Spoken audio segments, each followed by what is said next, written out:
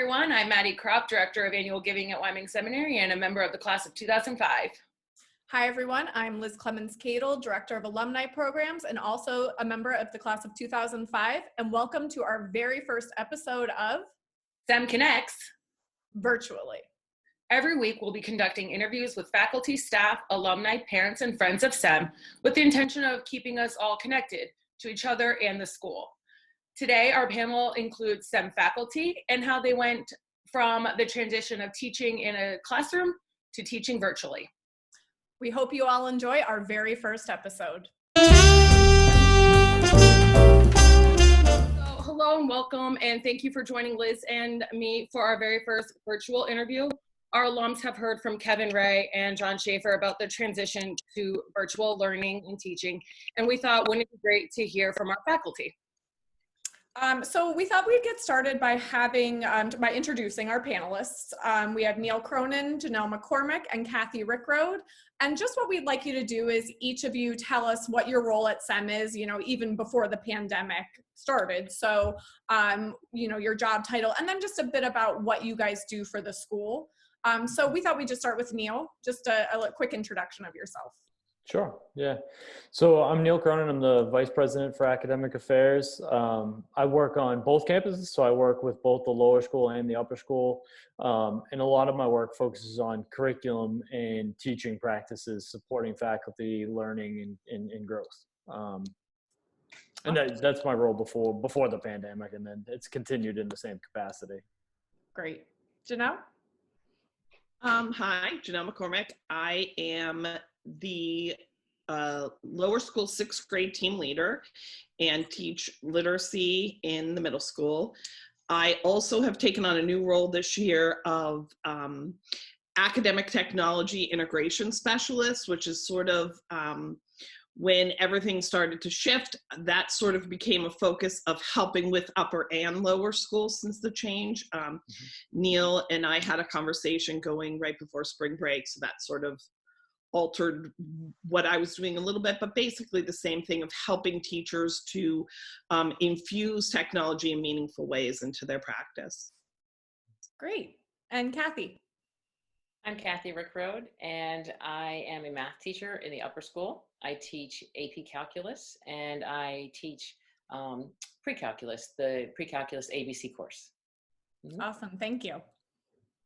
So Neil, would you like to get us started and share how we transitioned into this virtual teaching and learning that we are now experiencing? Sure. Yeah. I mean, I think it sort of all started right at the beginning of spring break as we were wrapping up the winter term and starting to kind of look ahead to the spring. And we were seeing kind of the news about the spread of COVID-19.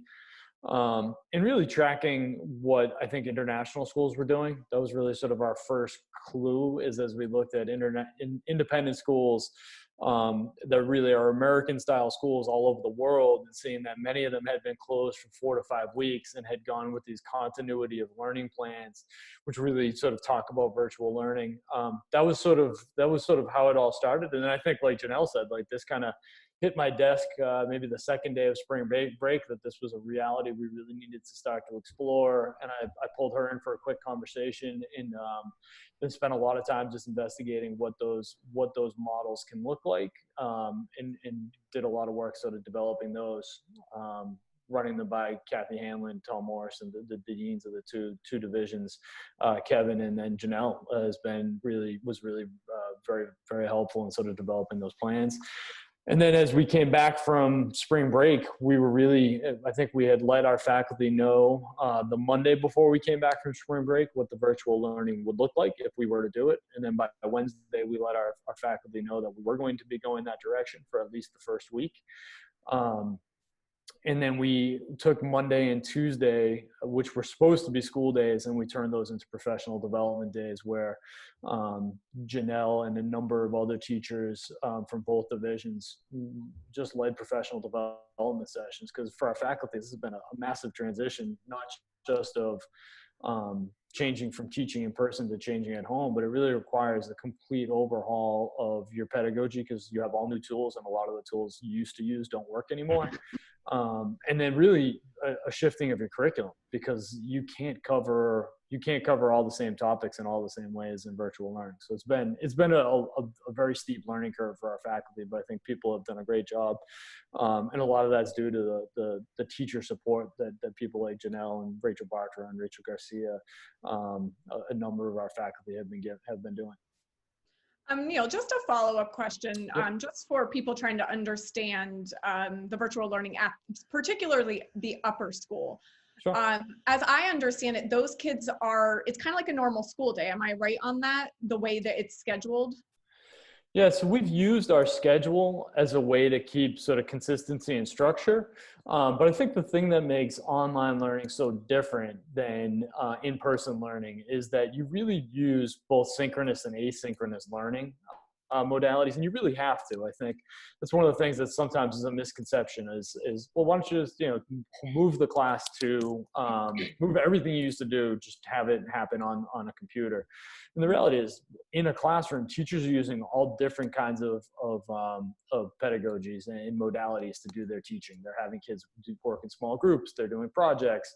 A small percentage of the time, or depending on the discipline and the teacher, is actually the teacher talking to the students, and they're doing a lot of different kinds of projects, even in a real-time class. Mm-hmm. So when you shift to online teaching, you replace a lot of that with asynchronous learning, where students have projects that have been designed ahead of time by the teacher, and then the students are able to do those on their own schedule, and be able to reach out for teachers for support. So really, we're doing a blend of synchronous and asynchronous learning, which is really necessary, because I think one of the things that people that we have found certainly to be true is that being on a computer screen and watching presentation by teachers takes a lot more out of students than the experience of being in the classroom with your peers, listening to a lecture in person versus on the computer. So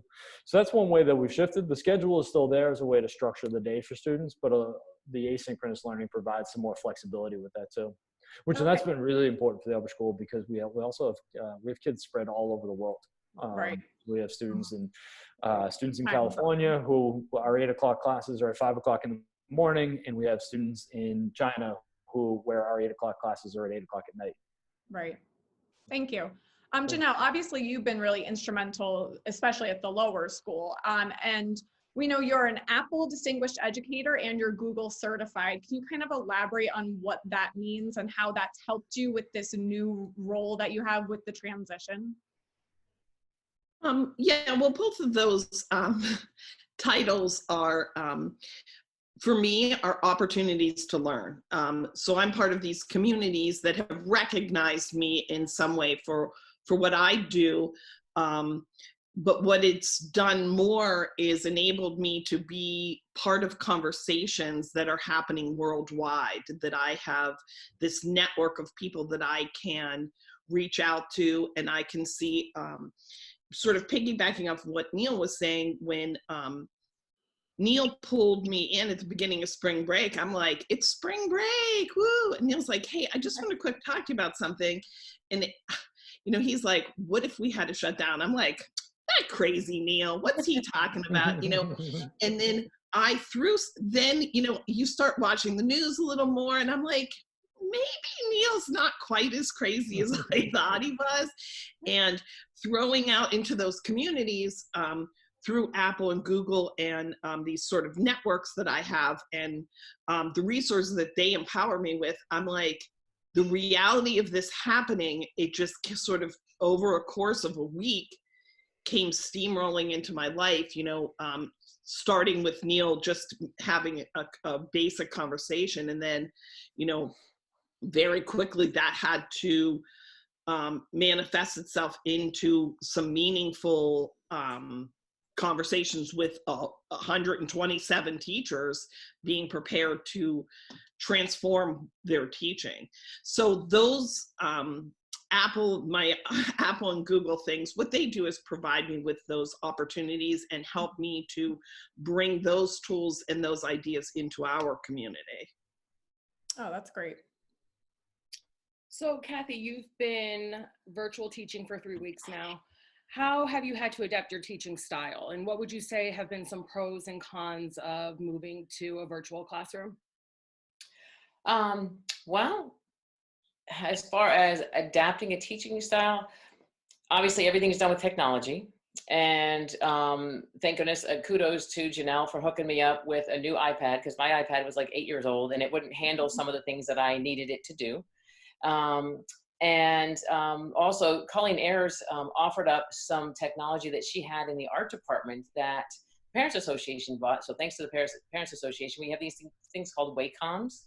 And it's kind of like, it's like a replacement to your mouse, but you can use a pen on it so you can get a little bit more specific with your drawing. Because if I try to like write math equations and stuff with just a mouse pad or a mouse, they're not going to look very legible. So I had to adapt some technology. And, and this all turned about really, really quickly. I mean, obviously not everything happened so smoothly in the first week, but I'd say at the end of the first week, we kind of all had our feet in the door of what we were going to do. So what I did is I started with my classes being taught when they normally would meet. So I would send out a Zoom invitation and tell my kids, okay, just sign in to the meeting at your regularly scheduled class time. So for the first week we did that because I wanted to see how the kids liked that, or if they would prefer like pre-recorded meetings or lectures. And oddly enough, most of the kids responded by saying, you know what, we really like meeting with you live. And they said, especially with math, because it's not like I can just say, okay, go read this book, go read your book. First of all, most of them don't even have their books, because who brings a math book home over spring break, right? Everybody left them in their lockers, in their dorm rooms. Very few of them had their books. So they were, and nobody reads math books, okay? Not many people read math books. So I just said, okay, well, let's just try this and see how it goes. And a lot of them really liked the one-on-one. First of all, they liked seeing like the Brady Bunch view of all their friends on the screen, and they got to say hello to their friends. And they were, everybody's like checking out their rooms or wherever they're, Zooming from. And a lot of them said to me, we just like it live because we can ask you questions, because we get tons of questions in the math department, okay? And they liked asking them right then and there, as opposed to waiting until the next class where you probably would forget your question. Now, of course, as Neil said, I have students I have some in California, I have some in Chicago, I have some in China, in Korea. I mean, they're all over the map. So with those students, I mean, the first day I was very impressed. I had an 8 o'clock class, and my students from California, there were 2 of them, they came. I was like, wow, that's pretty impressive. They looked a little sleepy, but they actually showed up. They said, I just wanted to see what was going on. I didn't want to watch it later, And then so what I started doing for them, because I told them, I said, I never expect you to, be up at 6 o'clock in the morning to see a 9 o'clock class. So I said, that's up to you. Come if you want. But I record all of my classes, and then I post them on the Google Classroom so that they can watch them later. And it helps them when it's, some kids will ask questions about homework. And of course, I'll record all of those, and those will be posted as well. So it really does help the kids kind of like stay in some sort of a normal classroom, a math classroom. And so I have found that most of my teaching will be live. And that's basically just on feedback from my students saying, no, really, we like it this way. We like being able to ask you questions, and we like being able to go back and review the lectures later. Now, there are some kids that miss for whatever reasons, including the Passover or just the time zone difference. And so that's really what I've been doing. I've been recording things, posting it. If you need it, I do post my notes online as well, so they can either view them at the same time on their screen, or they can go back and look at them later. And I use a whiteboard. Like if there's a question about a homework assignment, I'll pull up a whiteboard, use the Zoom whiteboard, and I will draw out a question just as if I'm drawing it on my whiteboard in my classroom. And for me, I have found that really works. And now, have I done recorded lectures and just posted them? Absolutely. But I find, for me, at least for my kids, and just like I said, going back on their feedback, they like just having a live class. And so what I do is, my schedule is I am holding live classes pretty much every single day throughout the day. Like today I had 4 classes, and I just met with each one of them. And we go through homework, we go on to new material, and we answer questions as they come up. And a lot of that too is, in covering material in the AP Calculus class, even though the AP exam has a scaled back version of what material is being covered, when we looked at the material, because Renee McGowan and I teach the same class, the material that they are taking out of the exam is material that we've already covered. So technically, we still have to cover everything in the curriculum for the AP class because, like I said, we already covered what they're taking out because they teach it in a little bit different, or they have it listed in a little bit different order than we have been teaching it. And, we've even talked about this summer rearranging the order to follow their order. But this year, that's where we were at. So we will cover everything in our AP Calculus class, which is kind of good because that helps them get into, lead into BC Calculus next year. And it also helps them because they will have covered a full term or semester of calculus when they get to college if they choose to use this as in place of their first semester.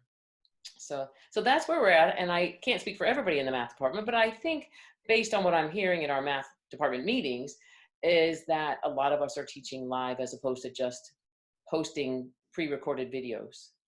Okay, but we're recording them for the kids who miss so that they can go back and they can view them later. And then we even have homework. We'll assign homework and the kids will go in and they'll upload their homework to the Google Classroom and they get credit for doing that, like a participation credit. And then if they have questions, they write questions on their homework and then I will either address them then or I'll address them when we get back to class the next time. That's great to hear that you guys are having so many live classes because I'm sure these kids are looking for connection with their peers, especially because I was really surprised. they're home with their parents, so they love seeing their kids, like their friends' faces on the TV, and they will also, like this morning we had a terrible storm come through. I'm sure you guys did as well, and a couple students dropped. So the one was texting the other one and saying, "Oh, tell Mrs. Rickard I'm sorry, I dropped out, but I just lost my power." So it was kind of cool. They're still communicating with each other through their cell phones while they're looking at each other on the screen. And like I said, I was very pleased when my students said that they wanted to continue live because I feel better because I know I'm more emotional, I'm more connected when I have my kids answering questions and asking questions. And I really like that interaction. It's just easier for me as a teacher to be more passionate about what I'm teaching when there's somebody on the other end, as opposed to just me staring at my computer. Well, thank you so much, Kathy, for that insight. Neil, one more question specifically for you. Can you just kind of explain how are the departments working together to handle, grades? How, that's a major challenge virtually. Are they doing traditional tests? You don't have to go into each and every department, but, just maybe give us a little insight into how that's going to work. Yeah, absolutely. I mean, I think that's been something that's, as we've made that shift to virtual learning, there's, a couple different things that we recognize are really sort of key issues that we've been in ongoing discussion about both internally as an institution and then sort of as Janelle referred, spending a lot of time looking outside. So like I said, referring to that consortium of international schools because they were in this 6 weeks before we were. And now as we've gone further along, more and more domestic schools coming along. So working with sort of all the different academic leadership cohorts represented from all these different schools. And what we've seen is a lot of schools have gone in different directions. A lot of schools have moved in the direction of a pass-fail grade, so that you don't have grading. A lot of schools have moved to like an incomplete or complete model, which is similar to pass-fail, but instead of instead of having a detrimental effect on the GPA, an incomplete would just be sort of saying that the student hasn't earned complete credit. Sem's decided to maintain our grading system, and I think there's a couple reasons for that.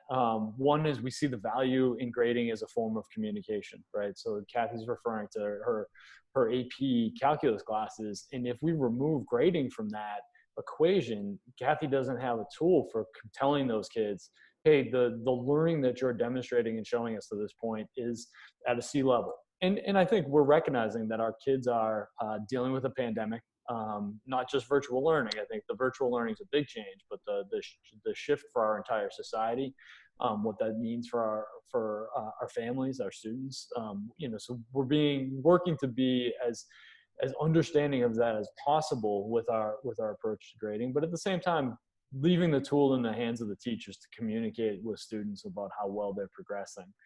And I think realistically, what assessment looks like is different. It's had to change. I think, and we've had a lot of conversations about what that looks like in different departments. I know for math, that's a big shift. In an English class, you were going to ask them to write a 10-page paper. They can still write that 10-page paper. That doesn't actually look all that different. But for certain disciplines, it's resulted in pretty sizable shifts. Thank you. Yeah. So in wrapping up here, if anyone can chime in, Janelle, I actually want to start with you a little bit. Could you share how the lower school kids in particular, and Neil, you're a parent of them, Liz, you have kids at the lower school, how they're handling all of this? I mean, they went from a pretty routine day of waking up, having breakfast, car line, to now they're at home every day and they're seeing their teacher once a day or maybe every other day. And Kathy, if you could share a little bit, I mean, you spoke about your students they want that normalcy. They want to be in class with you, but overall, how do you think the upper school as a whole, those students are handling this shift? I know that our senior class is sort of struggling to feel connected right now and feel as a senior, as a class, that they are having a celebratory spring term at Sem. So if anybody whoever would like to start, but just how are students doing as a whole besides the teaching part? I think speaking to the lower school a little bit, one of the things that, well, and this is not just the lower school, this is upper and lower school, the commitment of the teachers to pivot on a dime. I mean, what was asked of them within a course of a week is nothing but incredible. What they did, how they shifted, how they have, Neil, I give a lot of credit for how he has leveraged expertise. He knew the faculty and was like, this one's an expert in this is an expert in this. We're going to utilize everybody's skills and we're going to push this out. And we're going to make this happen because we are committed to this student body. And he fundamentally going in knew he could count on that. And everybody rose to that occasion. I think when I see the lower school, the younger grades are using a framework called Seesaw, which they had used technology. They have it integrated into their curriculum. Now it just became their main mode of communicating with their students and getting information and learning through. They're doing incredible things to create community. When I see what, they do their morning letters through crazy videos every morning. What they would normally have written on a board, they're telling their students so they can see their faces, hear their voices. Mrs. Granger in pre-K just has a pajama party at 6:30, and all the kids meet in their jammies and talk about why that was the jammy they chose. And just those moments of, one, a relief for a parent, the connection of those kids to their teachers and to one another, it's just so powerful. I know kindergarten, there was several kids who had a birthday party, and the teacher arranged a Zoom birthday party for everybody, and they all got on. Teachers are doing lunch dates with kids in smaller groups and larger groups. Teachers are doing Zoom reading groups with smaller groups. Third grade has, the kids might have as many as 2 different Zooms a day based on my reading group is in the morning, my homeroom, in 6th grade, we do homeroom where everybody can just come on, and one day they'll bring a bobblehead, like something to share. It's like show and tell has come back in a way that it wasn't there before. So I think that, it's the teachers that are committed to making this community continue to be connected. They need that connection. They know their students need that connection. And there isn't a person in this community that hasn't risen to that challenge. And that, to me, is one of the most powerful takeaways from this whole experience. That's incredible. Yeah. At the upper school, I mean, at least once a week, if not twice a week, I ask my students, how are we doing? How are you doing with this? Is it working for you? Like, what things can you pass on to me that I could pass on? As far as like, how's it going? Are you handling this? Is it too much work? Are we throwing too much at you? And it's funny, you get a mixed bag with that. You get some kids saying, oh my gosh, I have so many essays to write, or I have, and I'll say, well, okay, like I can help you with the math department. Like, am I giving you too much work? I said, honestly, the homework that I assigned is the homework I was going to assign before. And they're like, yeah, no, you're not really stressing us out. I'm like, okay, cool. You know, I think the biggest thing, Maddie, you touched on it, was the seniors. I think I just had a long conversation with one of my seniors this morning who I open up my Zoom meeting and I wait for kids to pop in, and I'm usually there like 10 minutes early, and I tell kids I'm going to be there early. So if they want to pop in, if they have a question or whatever. And so she happened to pop in, and she's just like, I said, how's it going? And she's like, you know what? Not so good. And I'm like, what's going on? And she's like, I just feel like my senior year is we're just being robbed of so many things. And I said, I know, you know, like I said, if we could give you those things, we could. I said, you are unfortunate to be a senior the year that this pandemic has hit. I said, and she knows there's nothing that anyone can do about this. It's not like it's the school is not doing something for her. It was nothing like that. It was just like, I think she was just kind of like sighing, saying there's so many things that I am missing out on. And, you know, and I just had to reassure her, you're missing out on these. You know, there's some things like your senior prom and your, you know, senior dinner and everything. I said, but you know what? In the whole scheme of life, this is just going to be like a couple of months. And yeah, you're going to feel robbed of these. You absolutely will. But you know what? You're okay. You'll get through this, and you're going to have a story to tell. You know, like everybody says, oh, you're going to tell your grandkids this one. Mm-hmm. Nothing we say to them is going to make this better. You know what I mean? We just have to show that we understand. And yes, you are being robbed of something that's really important to you. And even just the goodbyes, you know, like a lot of them are saying, I'm not going to see my friends from China. I'm like, yeah, you will. Get in a Zoom meeting. I even tell my students the first week, I said, listen, I know you're missing your friends. I said, schedule a Zoom meeting, get your lunches, and sit and have lunch together. Like literally, like you normally would sit in the dining hall and just eat lunch. Like you'll all be munching, you know, while you're talking, but it's like, make this as normal as you could possibly make it, and use your technology as best you can. And, you know, we won't replace everything that was lost, but at least I said, just try to make the best of what you have and go forward knowing that there is nothing that you can do about this. And sometimes we have to just accept that certain things are going to happen, and it's just going to suck that this is what happened. Yeah. So they're the ones I worry about the most. The rest of them seem to be handling it fine. You know, when I ask if anybody is like overworked or overstressed, I get this and I get this. So you got a mixed bag from everybody. But for the most part, the kids seem okay. Like they seem fine. They really, I mean, kudos to them. They really have risen to the challenge too. Like I said, they're showing up for classes. I really, truly expected kids to just ditch class because they know I'm not really taking attendance. I mark down who's there just so that I know who may need extra help, you know? And even in terms of the conference bell, like I tell my kids, conference bell is from 2:20 to 3:30 every day. My computer is on, I have it on Zoom. And the only thing I have is I put a whiteboard up that says, if you need me or if you're here for conference, just shout out to say, hey, Mrs. Rickroad, because I'm probably in the next room making dinner. You know what I mean? I'm just going to sit at my computer and wait for someone to show up or not show up. But they're actually using it. Like the kids are coming, or they'll send me an email, say, hey, I'm going to be there at, 3:15. Is that okay? I'm like, yeah, cool. And I'll just make sure I'm sitting here at my computer at 3:15.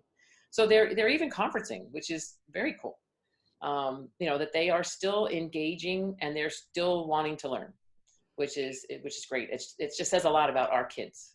So yeah, that's fantastic. It's fantastic. And it's so wonderful that they have faculty like you, that they feel comfortable talking to you, letting you know how they feel. Yeah. That's just that probably, even though we can't change this for them, it probably helps that they're able to just voice how they feel and have someone listen. Oh yeah, just a vent, to someone who understands what they're not getting. Exactly. Sure. Absolutely. All right. Well, if there's nothing else, thank you guys so much for joining us today for our very first interview. I'm sure the SEM community is going to be really excited to get some insight on exactly how the new virtual learning platform is working. And just, again, thank you so much. Thank you, guys. So I thought that interview was great. It was really exciting to hear what the upper school and the lower school faculty are doing alike, and to hear that everybody is in this transition together. as employees, we are also in that transition of going from our office to working from home and not seeing everybody day to day. And how do you make that work? Exactly. I think that at one point when Janelle was talking about just how amazing the faculty and the staff was, I don't know about you, but I almost started tearing up because SEM is just unlike any other place, unlike any other community. And we both graduated together. So can you think back on a time that, obviously we never went through anything to this extent, but something that maybe we went through as seniors or just as, high school students that was a slightly difficult Yeah, I very clearly remember our freshman year, 9/11 happened. Right. And I remember sitting in Mrs. Liu's US history class or world civ class. And I just remember thinking like, we all got sent to the BPAC for an assembly and really the unknowing of what was happening, but that the faculty reassured us everything's okay. And they were the adults. And I feel like that's shining through again. You see the faculty stepping up to be there for our seniors when they're looking for someone to lean on and to sort of be there as ears of, they're sad. They're not on campus right now. And they need that sort of mentorship of like, how do we get through this? Yeah, I really loved how Kathy was saying that she's making sure to not only teach, but in her classes every day, she's making sure to ask the kids, how are they? It's a reflection of our faculty as a whole, just making sure that the kids are not academically just okay, but personally and emotionally okay. So that interview made me more proud to be a SEM alum and parent and employee than ever before.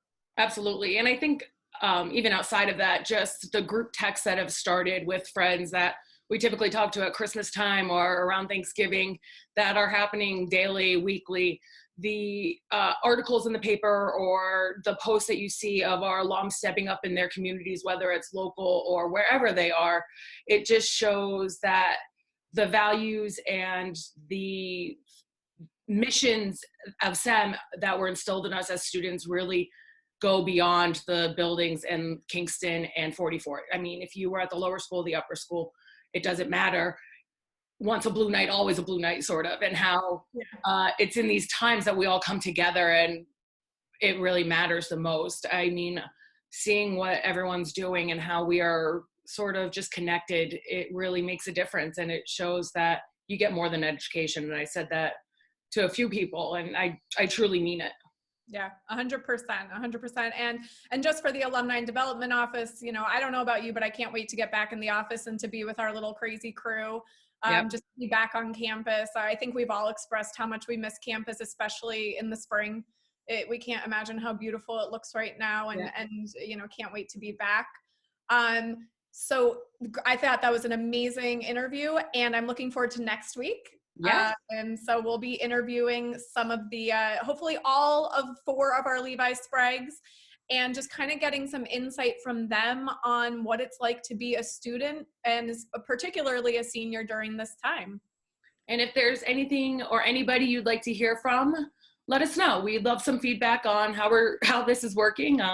We're trying this out as a new way to reach out to everybody and keep them in the loop of what's going on. And we hope you would enjoy this. Yes, thank you for joining us. Thanks. Keep safe and stay home. Absolutely.